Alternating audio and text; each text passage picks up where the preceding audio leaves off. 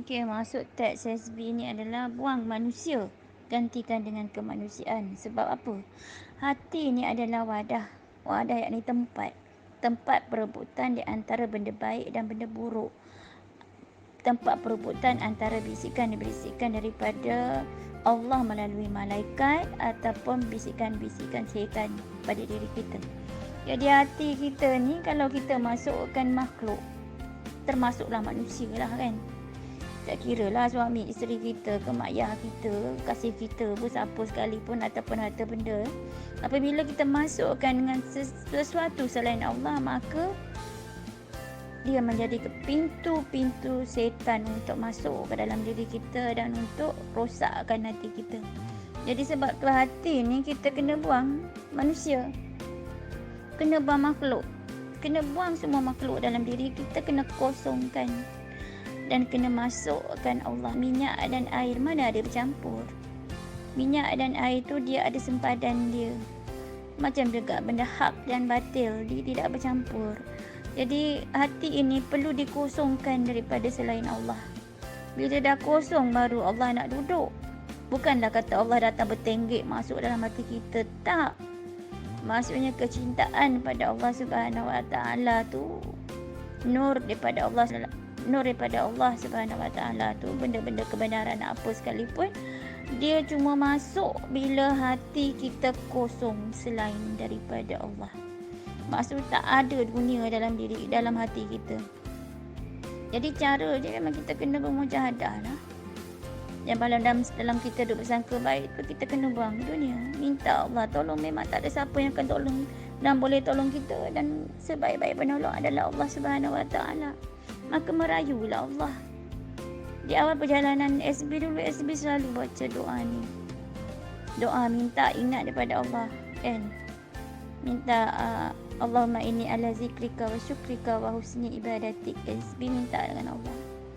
Dan SB tahu SB takkan mampu untuk ingat Allah.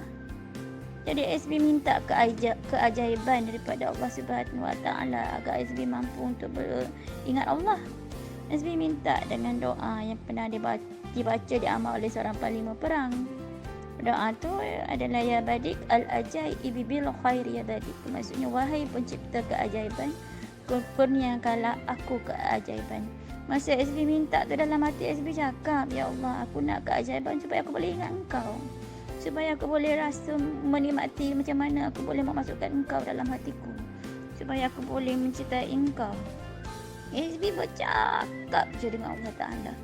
Dan guru PK SB pun, dia pun selalu cakap dengan SB. Dia cakap, disuruh SB sentiasa berkalam dengan Allah. Bercakap lah nak buat apa, bagi tahu Allah. Jadi SB bagi tahu lah apa yang SB nak. Semua SB bagi tahu. Nak buat apa semua SB bagi tahu Allah. Buat Imam bawa kereta. Ya Allah, aku tengah bawa kereta ni, jagalah aku ya Allah. Aku tengah sapu rumah, aku letih ya Allah. Semua mengadu dekat Allah. Jadi bila kita dah latih diri kita dengan kebiasaan yang kita ni duduk dengan Allah, jadi dalam masa yang sama kita buatlah zikir. Dalam masa yang sama kita mujahadah lah.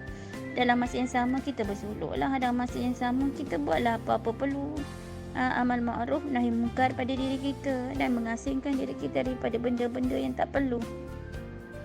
Jadi secara beransur-ansur dunia, manusia dan juga makhluk lainnya. Sebab tu seluruh makhluk tu, dunia ni kita kena letak kat tangan. Bila kita dah letak kat tangan, dah keluarkan dari hati kita, letak kat tangan, tak apalah, barulah Allah nak duduk. Kita ingat apa? Kita ingat Allah ni suka ke diduakan, sedangkan manusia pun tak suka dimadu. Usahkan Allah. Takkan Allah nak duduk dalam hati yang ada selain daripada dia. Dia Allah. Tak layak dia nak, dia tak suka nak duduk di tempat yang ada selain daripada dia kan. Perempuan pun tak suka dia poligami kan. Itu perempuan yang tak ada Allah lah, yang yelah macam-macam lah. Kalau dia betul nak Allah, dia akan usaha untuk diterima kan. Jadi Allah ni bukanlah sesuatu yang boleh kita letakkan benda lain tak sama dengan dia kan. Jadi hati kita ni kena kosongkan dengan manusia. Jadi kita bila kita dah masukkan Allah, Dengan itulah automatik akan datangnya kemanusiaan. Kemanusiaan itulah ihsan dan kasih sayang. Bila dah ada Allah dalam hati kita, kita pandang semua ni dengan ihsan, dengan kasih sayang. Kita tengok orang miskin, kita tahu nak buat apa. Kita tengok orang susah, kita tahu nak buat apa. Kita tengok orang sesat, kita tahu nak buat apa. Kita tahu apa yang kita nak buat. Itulah ihsan dan kasih sayang. Jadi dalam hati ni kita kena ganti. Kita kena buat dunia, kita gantikan dengan Allah. Bila dah gantikan dengan Allah, semua perbuatan kita tu akan bernilai dengan iman, bernilai dengan cinta. Bila kita dah ada keimanan pada Allah Subhanahu Wa Taala, cinta kita akan semakin bertambah.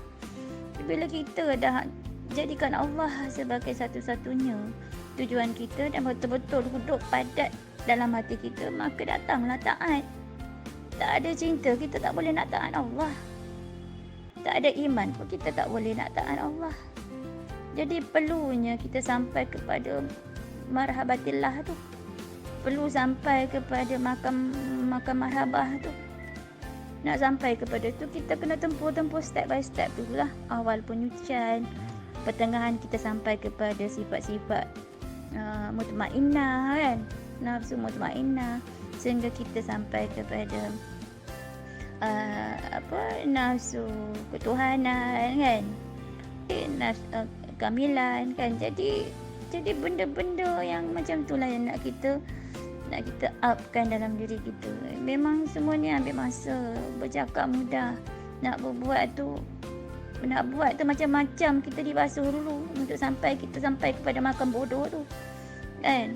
Dah sampai bodoh, dah boleh jadi hamba, barulah kita okeylah apa Allah buat kepada kita, kita terima dan kita jalan terus, insya-Allah.